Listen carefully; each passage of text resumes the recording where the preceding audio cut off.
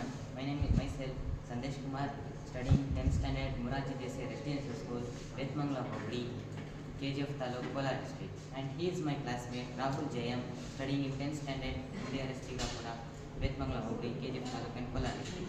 Now we are going to participate in science exhibition, and topic is environmental issues and alternative energy sources of climatic change. Climatic change is nothing but the variations occurred by natural and non-renewable sources of energy, which include energy consumption and production that cause air pollution, thermal pollution, solid waste disposal, and more harmful effects to the environment.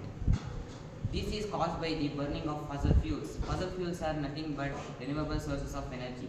They include coal, petroleum, oil, gases and everything, which cause CO2 emissions and oxides of nitrous and sulfur, which leads to global warming, greenhouse effect and to acid rain. These are very harmful to our environment and cause the worst and stave of effect to the environment, causing oil pollution, flooding, poverty, nuclear waste disposal and acid rain. Renewable energy sources are going to be replenished and they cannot be saved more. So we should switch on to alternative energy sources, which include wind energy, solar energy and hydroelectric power generation. Wind energy. Wind energy, it converts kinetic energy into electrical energy. Wind energy works on a simple principle called the pitch system. It consists of a blade-like structure standing on a strong erect tower.